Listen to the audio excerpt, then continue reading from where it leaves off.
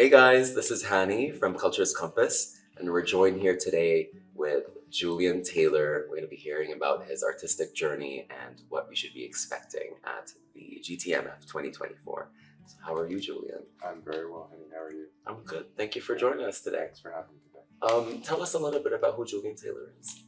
Who Julian Taylor is? Well, I've changed over the course of my life many times. But to begin with, I'm the son of Hudson and Donna. I am the brother of Shauna.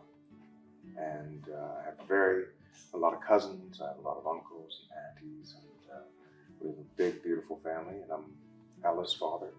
Those are the main things that I am. I'm also someone who believes in social justice, who believes in equal rights, who believes in a lot of love, and that love can conquer all. I also believe that, there are some things that are uncontrollable and that we cannot control, and we have to learn how to adapt as a species and as humans and as people. And sometimes those are very difficult things to do. And sometimes there's no adjective to describe what that movement looks like. Yes. I'm very proud to be, a person who has had a family who has morals and values that have been instilled in me. Music is definitely one of them, and art and photography and, politics, education, and all of those things are something that I've been surrounded by my whole life, which is really, really lovely. I haven't always been a wonderful person to be around. We constantly evolve. And that's what I'm saying. Yeah, I've had trying relationships with family, with friends, with everybody. I've had trying relationships with myself, and I continue. Amazing. And so your family was an important role in shaping your musical sort of path. Yeah, I guess so. Or an influence. Always family starts with family because that's where I think things begin. So also friends, influence you as well. For sure. And your surroundings, you're influenced by those as well. And so how was your musical style looking like at the moment? At the moment, I guess I think it's always been the same. A lot of people think that it's changed over time. For me, I think it's just been folk rock music, really, with a focus on, certain values, and certainly nature is one of those. That's prevalent in all of my work. Perseverance is prevalent in all of my work. I've always been a bit of a tenacious kid, and I always really want to try to do what's right, or stand up for what I believe is right, and so that's what I do. And that doesn't always agree with everybody. And do you address that through your music as well? I try to. You try to? Yeah. Sometimes I just write love songs, and sometimes I just write dance songs. But for the most part, I try to work on the story of my life, because that's really the only thing that I'm an expert at, and I'm not even an expert at that. I see. And then what would you consider your biggest musical inspirations? What really shaped the way that your music sort of evolved over time? Be it the family, your personal journey, or maybe perhaps how has Toronto shaped your sort of musical pathway as well? Well, certainly I'm influenced by my surroundings, so everybody that I meet, everybody that I speak to. Even this encounter here is something that influences me in my life. All the things that I remember and feel through my daily interactions with people and places, that's part of an influence on me. In terms of Toronto being an influence, I would have to say the fact that because Toronto is such a cultural mosaic, I've been subjected to a lot of different music just from people that I meet. I don't think that Toronto's a very multicultural, media-driven city. So you have to meet people right within the communities and surrounding communities of Toronto in order to influence you and introduce you to other things. Because I'm sorry, but it doesn't happen on radio. No. For the most part, unless it's satellite radio or the Canadian Broadcast Corporation. They seem to open up palette a little bit more. But I see. what I mean by media-driven city, I think it's a very traditional and very popular-oriented driven place. Right. I think the whole country is like that. I mean, we're not. See. It's not culturalist, but it's pretty darn close when you come to Right. the mainstream media stuff. Right. Right. So when going to discover new things, the fact that there are festivals and independent festivals and that are supported, you find music there, you find different cultures and art and languages and things like that. And it's really nice that there's little pockets of everything in Toronto where, you know, Right. there's little Portugal, little Italy, Mm-hmm. there's Chinatown and little Ethiopia and things like Yes. that. And that's really important. That's pretty cool. So I've been influenced by those sort of things within the city as I've grown up. But the city's changed a lot since I was a kid. And have venues, any particular venues, also played a role in your sort of pathway in music? I mean, I played the Horseshoe Tavern, which is a legendary club here in Toronto on Queen Street, more times than I can even remember. I don't know how many times I've played it.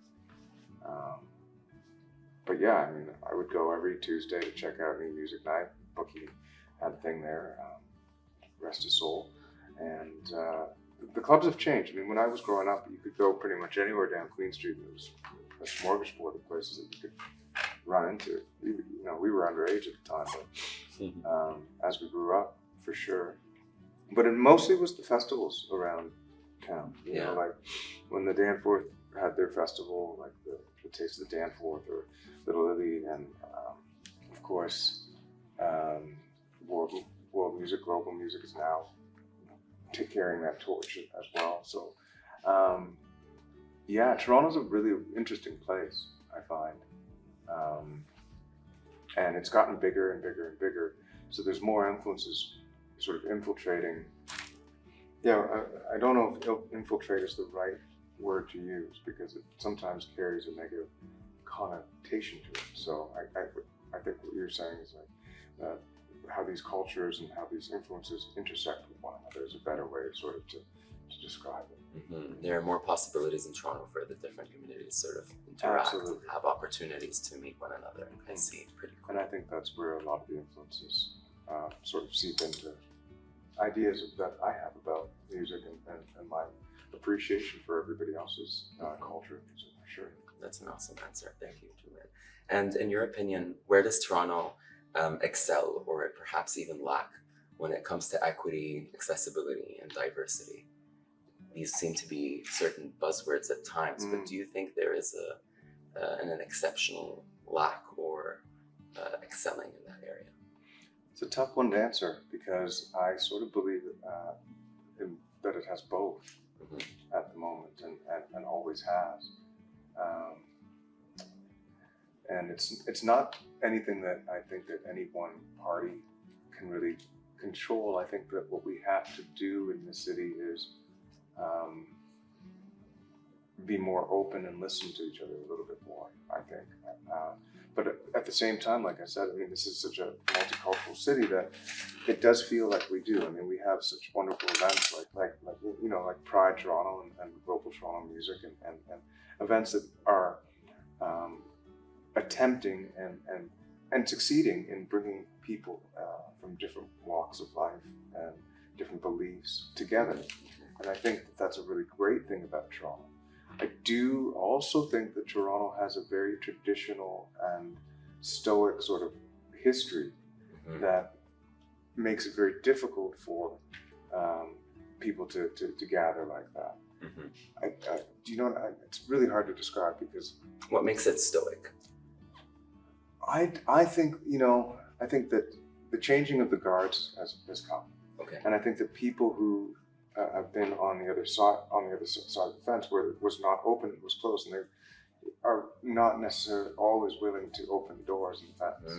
And I find that Toronto has such an old school and colonial mentality, which is, you know, it's no fault of its own. It's just how it happens. The effect of the past. Yeah, Yes. you can't move into the future without acknowledging what happened in the past, and I think that's why I think it's a 50-50 split here on that. I see. It's a Yeah. great answer, yeah. And how do you feel about participating in GTMF 2024? I'm What very are honored yeah. to be a part and asked to be a part of it. Yeah, of course. Yay. I've never been asked, so That's awesome. There's a first for everything. yeah, exactly. And what are the visitors to expect from you? What can we expect from you? From at the me, festival? I don't even know what to expect. From Come me. on. I expect to play some of my songs, Oh, and I expect to, yeah, right. See, now I'm just being silly, but I have a lot of my songs tell stories, stories that I've been privy to or gone through and witnessed and felt and seen and heard. Those stories I think are important just because I think that I'm important. I'm no more important than you are. You're important too, and your stories are thank important. you so much. Absolutely. Your stories and your experiences as important as mine is. And I said before about the intersection and how we have to meet in the middle in order to keep going either direction is very important. So I hope to be able to tell stories that may relate to people in some way or another.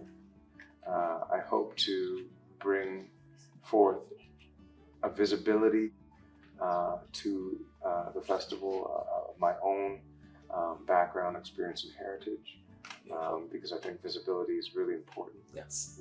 I remember my mom always telling me a story about my aunt when she was a little girl, and a person of color would come on the TV, and she'd sort of get really excited. Look, like me, like me, like me, like me. That's awesome. Which is a really important Profound thing. moment. And I am definitely a Black person, but I'm also a Native person, and I'm a human being, I'm a man, and I hope that some people will relate to that. I'm also, I think when a human being is an interesting term. I think we need to unravel that one and take man out of it and just maybe figure out a way to just be one thing. Yeah. Without the identities necessarily. Without the identities necessarily. I mean, we're all like this. Yeah. We start from the beginning and we go from here until we hit the end. I see. We're all like little stars. Do you have any upcoming projects that you're particularly excited about? I'm opening up for Brittany Howard at the CNE. Very nice. After at the CNE, you said. Yeah. Very cool. After Global Toronto Music, I'm excited about that because I see some other friends on the playbill, which is exciting. I love festivals for that reason as well. That when you talk about the intersections and the interconnection, it's like, wow, when I get to see friends who like-minded and working in a direction of positivity and healing, I love running into them, and we always have a great time. So that's exciting.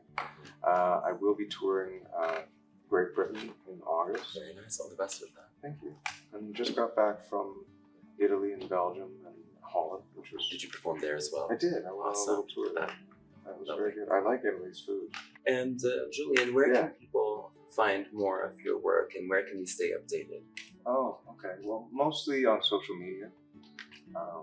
Julian Taylor Music, Instagram, Facebook, Twitter, or X, whatever. Julian Taylor Music. Yeah, on all the socials, and that's the same. That's the title of my website, and yeah, just reach out anywhere. Julian, it was an absolute pleasure. Thank you so much. Thank you.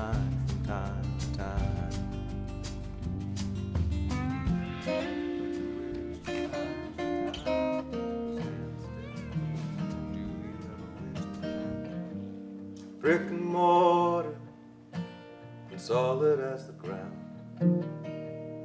but you're caring too much and slowly breaking down. Cannon fodder and looking to escape